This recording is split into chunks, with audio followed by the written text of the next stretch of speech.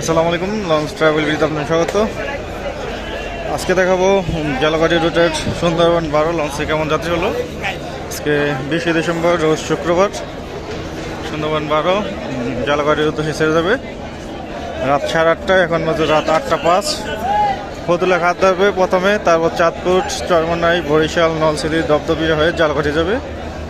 হচ্ছে সুন্দরবন 12 প্রবেশপথ।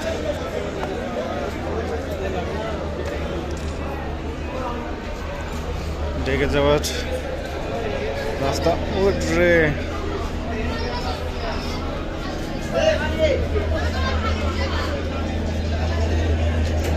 চাঁদপুর থেকে আরো 1 থেকে 150 যাত্রী উঠবে, সম্ভবত 100 যাত্রী হবেই চাঁদপুর থেকে।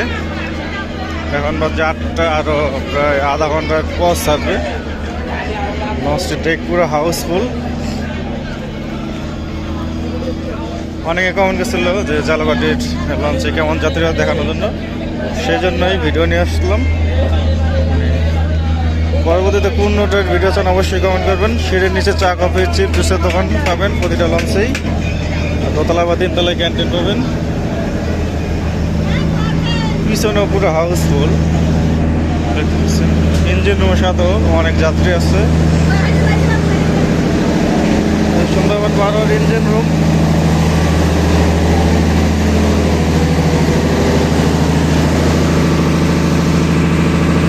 সুন্দরবন 12 ইঞ্জিন,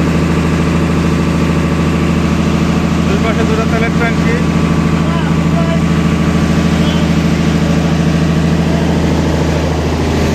পিছনে রয়েছে ক্যান্টিন।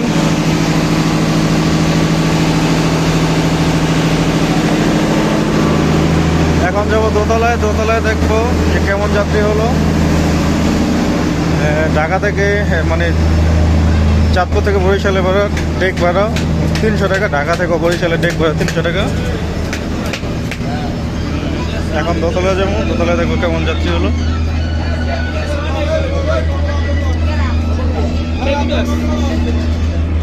দোতলায় অবশ্য আরও যাত্রী থাকবে বেশি। নিচতলা অনেক হাঁটাহাঁটি করে, সেই কারণে। দ্বিতীয় তলার ডেক।